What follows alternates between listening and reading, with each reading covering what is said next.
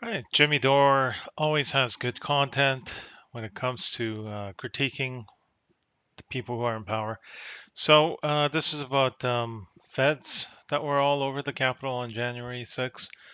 Uh, you know, whether we call them feds or just agitators, you know, let's just take a look at this.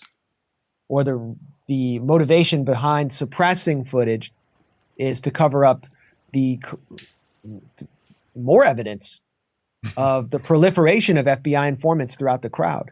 You think it's possible it was the same mysterious pro-Ukraine group who blew up the pipe? Well, yeah, I mean, Nord Stream?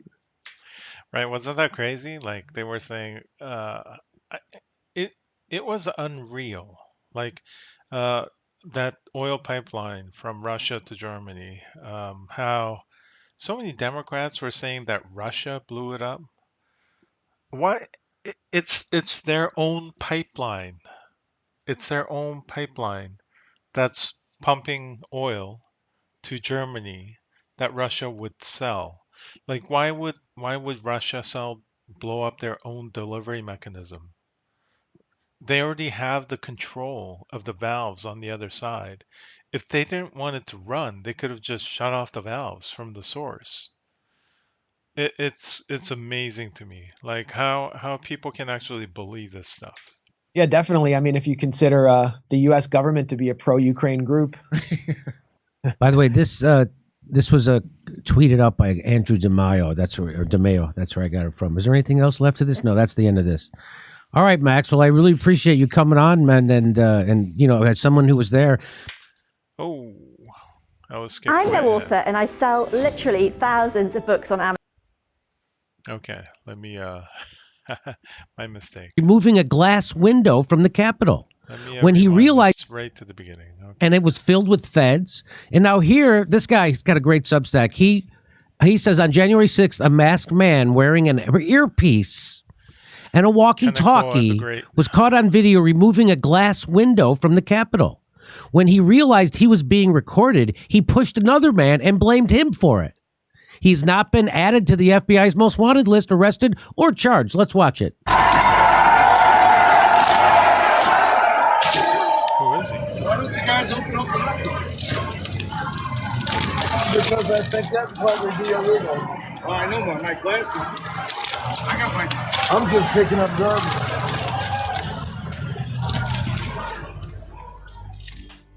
And so that was the guy trying to incite. He goes, why don't you guys open up? Did he say open up the doors, or was it intelligible? He's like, what? The guy goes, hey, that would be illegal. So that's the undercover Fed trying to incite people to do illegal stuff. And the guy says, hey, I'm not going to do that. That would be illegal. I'm just... Right, just like Ray Epps yelling for them to go inside. Picking up garbage. And so then when Powell turns around, he captures on video... Looks like it's a tweet of a footage from Epoch Times. That suspicious actor guy, and who was vandalizing the window. And watch what he does.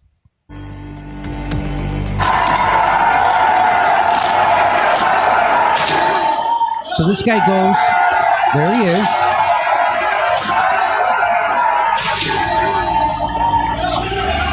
So now this guy jumps in between him and the building, trying to get him to stop doing that. Right? He goes, get the F out of here. Do not go in there. Do not go in there. And so now the Fed starts to pretend like he's the guy who broke the window. Watch this. Suspicious actor 1 threatens the crowd and blames the broken window on him. The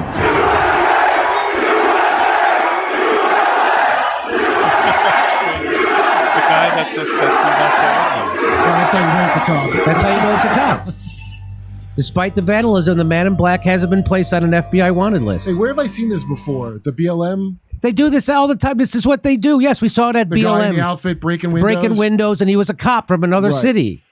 So this is what the government does. They put people inside crowds like this to discredit them and do whatever they want. They wanted them to go into the Capitol and do this so they could have this narrative, so they could have Trump never run again, because they've lost control. People will no longer vote for Democrats or Republicans. They'll vote for a game show host before they vote for them, and they know it. So that's why they got to get control of the narrative.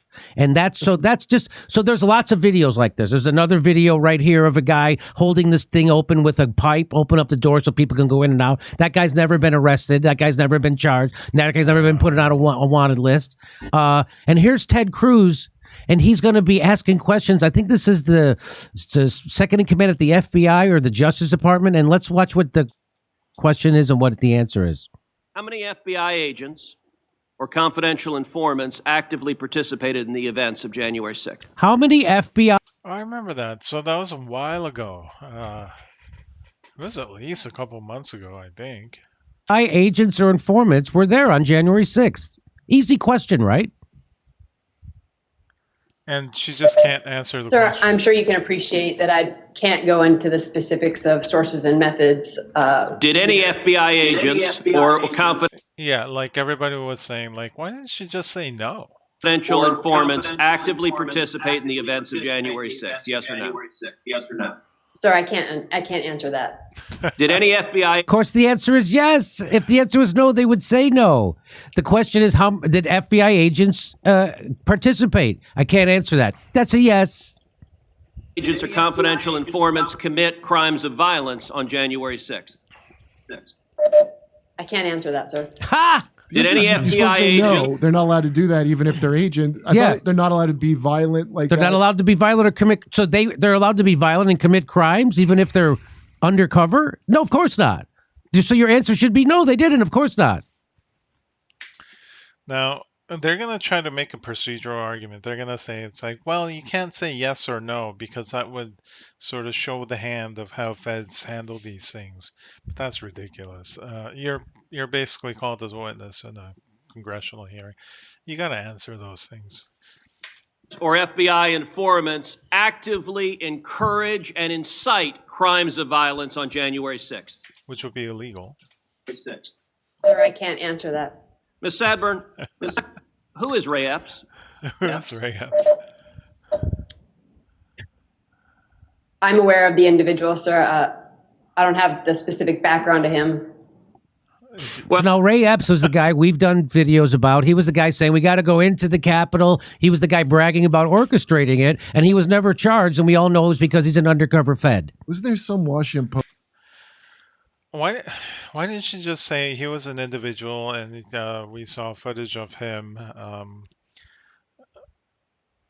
encouraging people to go inside, and the people around them were chanting "Fed, Fed." Well, she didn't have to cover that last part, I guess, considering her position. But at least she could have described who he was. Post article came out not long ago about how repentant he was. Yes. Yeah. Right. Yes. Yeah, the New York Times did like a puff piece on him. He's like Yes. the one January 6th guy they like. He's the one guy like, hey, I'm just a victim. Why don't you hate him? What was he? What was to like about him? Yeah, like why don't they hate him? He encouraged people to go inside. He was telling people to go into the Capitol. He's wearing a Trump hat. Why don't you hate that guy? think they didn't Oh, that's see right, that. because he's a Fed. Yeah, like there were Capitol Police that were fired just for wearing for wearing a Trump hat, just to blend into the crowd so they can get from point A to B. That was on the second night of Tucker Carlson's show. That's enough to get somebody fired. But wearing a Trump hat and yelling people to get inside the building is not, apparently. Here we go. Poor Ray There are a lot Epps. of people who are understandably very concerned about Mr. Epps. On the night of There are a lot of news articles covering for Epps too. They were just all firing off these articles saying, well, the right-wing conspiracy theory fell apart. He's not, Ray Epps is not the agitator that they think he is, blah, blah, blah. Like, it's really suspicious why they would come to the bat for him. January 5th, 2021, Epps. Where, consistent behavior along with everything else is for them to, remember the QAnon shaman guy, right? Like, there were people yelling, kill him, kill him. It's that for a guy that was just walking around with a flag and a bullhorn, but they're actively defending this guy, Ray Epps, that was yelling at people to go into the building. Wandered around the crowd that had gathered And there's video out there of him chanting, "Tomorrow, we need to get into the Capitol, into the Capitol." This was strange behavior, so strange that the crowd began chanting, "Fed, Fed, Fed, Fed, Fed, Fed." Ms. Sandburn, was Ray Epps a Fed? That was a direct Sir, question. I cannot answer that question. The next day, on January 6th, Mr. Epps is seen whispering to a person, and 5 seconds later, 5 seconds after he's whispering to a person, that same person begins to forcibly tear down the barricades. Did Mr. Epps urge them to tear down the barricades? Of course they don't know. Oh, that's a long pause. Sir, similar to the other answers, I cannot answer that. Oh, Shortly thereafter, that's the person from the Justice Department looking and sounding like a criminal because they are criminals. Yeah, very sus. Even if they have red hair and super white skin. The guy put out a public post seeking information on individuals connected with violent crimes on January 6th. Among those individuals, in the bottom there, is Mr. Epps. The FBI publicly asked for information, offering cash rewards leading to information leading to the arrest. This was posted, and then, sometime later, magically, Mr. Epps disappeared from the public posting. According to public records, Mr. Epps has not been charged with anything. No one's explained why a person videoed urging people to go to the Capitol, a person whose conduct was so suspect the crowd believed he was a Fed, would magically disappear from the list of people the FBI was looking at. Ms. Sandburn, a lot of Americans are concerned that the federal government deliberately encouraged illegal and violent conduct on January 6th. My question to you, and this is not an ordinary law enforcement question, this is a question of public accountability. Did federal agents or those in service of federal agent actively encourage violent and criminal conduct on January 6th? Boop, boop, boop. Not to my knowledge, sir. What a ridiculous answer. And this is in light of, like, remember the kidnapping plot of Whitmer, where it's like the majority of the people involved in the thing were actually feds trying to encourage these poor bastards to do something that they didn't really have an interest in doing in the first place.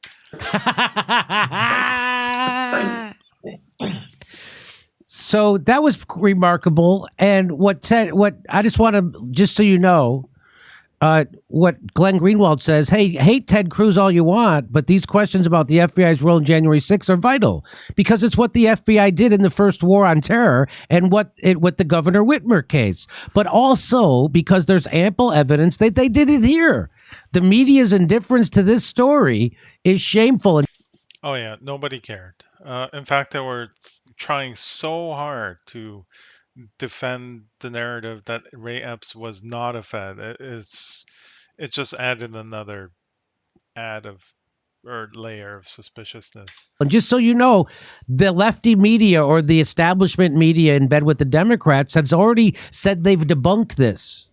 They go, January 6th panel has debunked a conspiracy theory that popped up even in Congress this week. Popped up. They call what Ted Cruz just did a conspiracy theory. Came out like a pimple. It popped up. Yeah, popped up. Ray Epps was no secret government agent.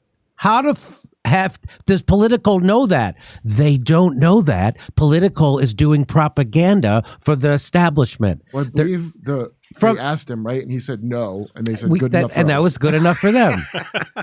So even Mother Jones tried to debunk it, but inside Mother Jones's own report, they said this: while the FBI does have a history of recklessly setting up fake terrorist plots through the use of informants, especially as a tool in the war on terror, Ray Epps as FBI agent is as best speculative.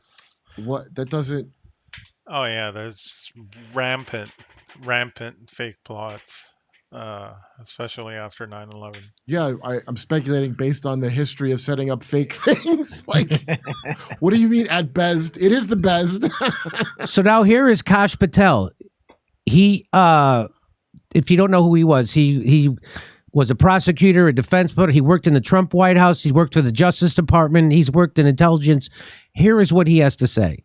As a former federal prosecutor and a public defender who defended a lot of these types of cases, what you need to show is whether or not the FBI and government agents were using undercover operatives and informants on the day of January 6th. Because if you can show that, you know they've been out. Hang on. But the paperwork shows having run informants, that's a 6-month buildup. Minimum. Right. Minimum. It's not like they just dropped them into the Proud Boys and said, hey, go, don't disrupt, please.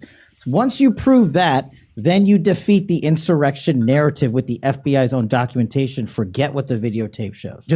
So he's saying if you can prove that they did have FBI informants and stuff in there, that means that they've been planning this for months. That's what he's saying, right, Max? Am I misunderstanding? No, that's right. It takes a while to spin up informants. Yes. Wait, so is that why it clearly looks like they did do that? Yes. He's got a little bit more to say. Just for people who you can't see what's going on in the room, the reason why Cash just said hang on or whatever is because I started smirking and rolling my eyes. And what I meant to convey with that is, come on, we know they were involved. No, look, I totally clarify, agree. Though. Yeah. I'm not saying I know definitively. What I'm saying is a reasonable suspicion is that there were agents. There's a video showing a guy with an earpiece pulling people into the building.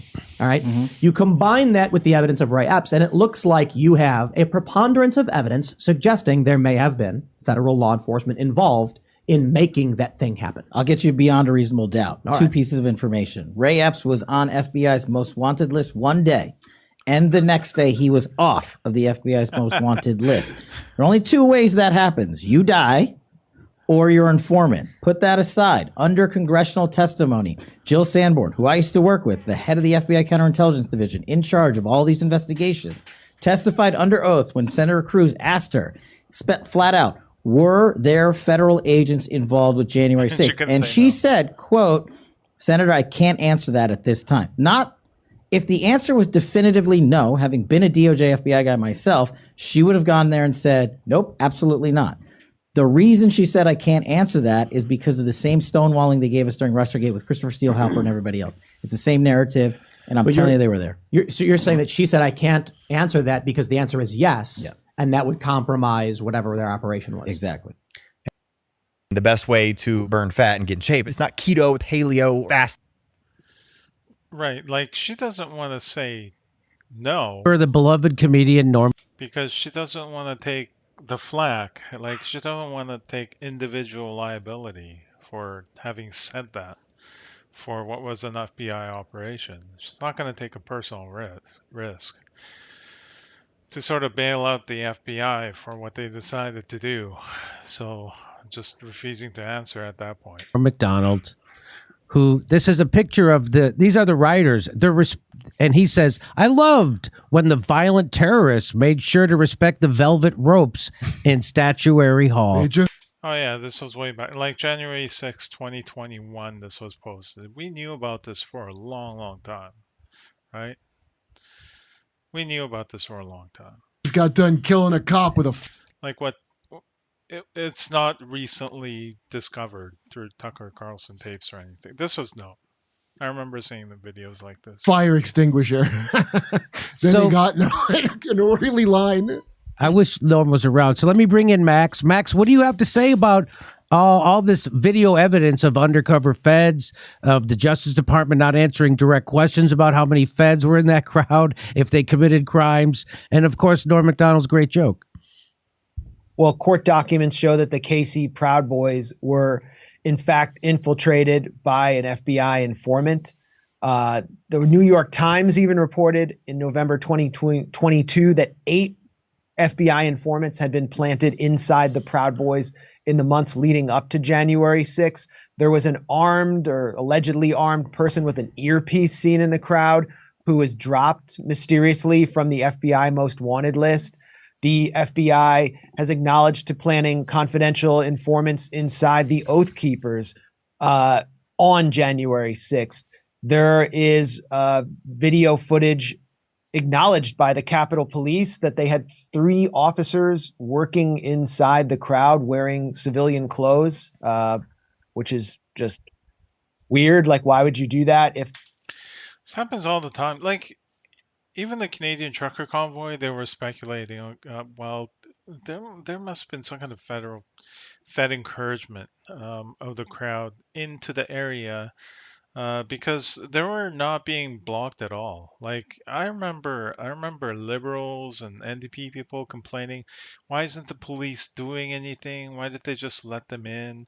Why are they just like letting them, you know, occupy all their spaces or whatever? I mean, they were completely peaceful, so they were mischaracterizing them. But the question is, like, the police did show a willingness to barricade places, but so why didn't they do it early if they were going to do it? Why did they let it go on for so long? And one of the theories that were floating around is that it's like, well, maybe they wanted to sort of like for the situation to cook a little bit. Maybe they wanted to antagonize them into having their own Canadian J6 moment that they can use politically to persecute a lot of people. Now, it never happened. Nobody ended up being violent from the Freedom Convoy people. And even that one guy with a Confederate flag, that didn't make any sense. A Confederate flag in the middle of a Canadian protest with the fully masked, and people were asking him to leave. It was a real kind of Ray Epps moment in the Canadian trucker convoy. The building was supposed to be closed to that crowd, and copious evidence that goes well beyond Ray Epps. Then you have the issue of the January 5th, 2021 incident where pipe bombs were placed at the RNC, the Republican National Committee and Democratic National Committee, by a masked person who has never been caught or identified. And for some reason, no one asked Christopher Wray about this. We've only seen a little bit of footage of that person planting the bombs, but those bombs had the effect of directing lots of law enforcement resources away from January 6th and away from the U.S. Capitol to separate locations. It's a very suspicious incident.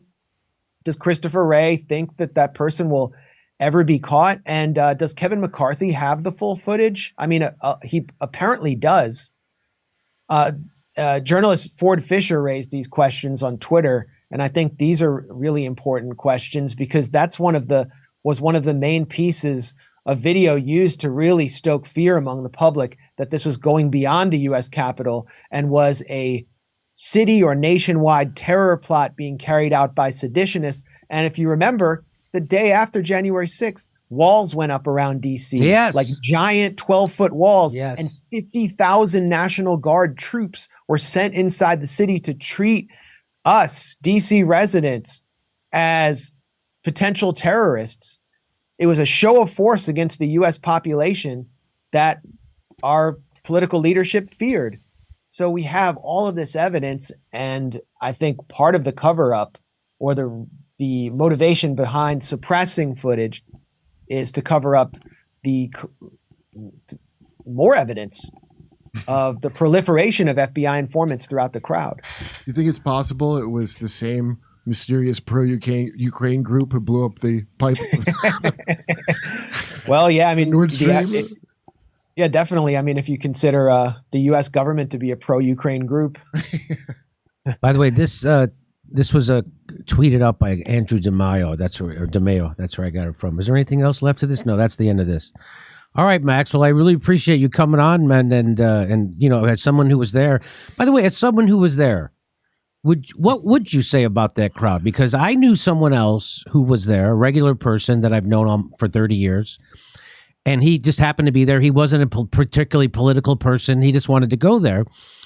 And he told me that what he experienced and what he saw on the news were two totally different things.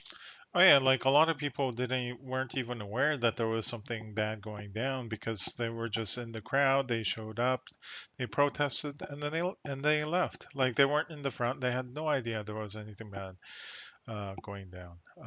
They had no idea people were basically entering the building. Like a lot of people, they only found out after they got home and they were watching the news. Thanks. And what would you say to that? Yeah, I mean, the way I went about my activities on that day was that I focused on the most violent or raucous elements of the crowd that were on the east side of the Capitol, the back of the Capitol. And I managed to get there right as that crowd was being pushed out. I asked a guy, what just happened? I heard someone just got shot. And he gave me, he told me what happened. And then I realized as he walked away, he was wearing a shirt that said Camp Auschwitz, which was kind of jarring. And then I saw Ashley Babbitt be taken out on a stretcher with blood pouring out of her neck. The one person who was actually killed that day. Her mother is leading a vigil every night outside the jail where the protesters are still being held.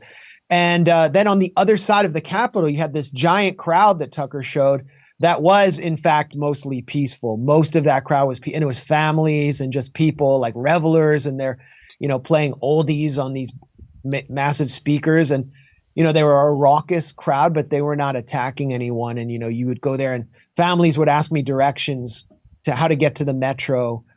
So there were several different components to the crowd. And of course, the one that we see is the most violent one. I did a lot of work studying the most violent elements. And what I found was that the group that Ashley Babbitt was part of was being incited by really 2 or 3 people who were, it was almost like they had hypnotized this group of 15 or 20 people to keep pushing forward. And Ashley Babbitt was the one who ultimately went forward too far and got shot. I did an article on it. And it was, so obviously it's far more complex than we're being made to understand than the version that's been. Yeah, I mean, when there are guys like Ray Epps, presumably encouraging people to tear down barricades and go into the building and stuff like that. I mean, it doesn't take much to whip up a crowd. Presented, obviously. Okay, Max Blumenthal. Everybody check out The Gray Zone. Thanks for being our guest, pal. Now, what's amazing is, it's not hard to encourage some people in a crowd to do something bad. Now, what's amazing is nobody's been able to do that with the Canadian trucker convoy. They really had nothing going. All they had, what in the end, was just trespass or whatever. Nobody was violent or anything like that. Thanks a lot, Jimmy. Okay, let's go Good to Kurt. You too, brother. Let's go to a card. Oh, by the way, Max is going to be on our shows. All right, that's enough for now. Until Tucker Carlson or somebody else drops more info about the J6 security footage. We'll keep coming back to this thing and hammering it home because, it's ridiculous how many people don't know the overall character of the event. Massive crowd in the front that was doing nothing wrong. They just went there and peacefully protested. Just like Trump encouraged, he said, we're going to march over there and peacefully and patriotically make our voices heard. And then it's like Democrats tried to say it is a dog whistle to get over people over there and get them upset and then push them to do different things. This is a problem with Democrat view of humanity and their mentality, right? They almost think they don't believe in individual responsibility. They almost think of people like dominoes. You do this, it causes that person to do that, and then it causes that person to do that person, some other person to do this, and then the original person that triggered all this, that person is responsible for all this. And it's like, okay, not really. You need a more direct chain of there needs to be intent. There needs to be a more direct connection between the person encouraging another person to do this or that. If they just said something and then somebody else took it and ran with it and did something else, there's a very, very weak connection. Now, so you can't possibly say that Trump incited people to go over there and break windows and stuff. But you know what? You can say that people like Ray Epps incited people to go into the building, right? Because you can hear it. It's like we have to get in the building or whatever that he said, something like it. I mean, I don't know if it meets a legal requirement of an incitement, but it's definitely like very suspicious. And if it turns out that Ray Epps was on the payroll of the feds, I mean that's just they're the Democrat narrative. Like it's just done. I mean, it's already done. It's pretty cooked already. But I mean, if we find proof like that, it's completely done. It's completely done, and then it's time to go looking for people responsible and then press charges. So amazing. Anyway.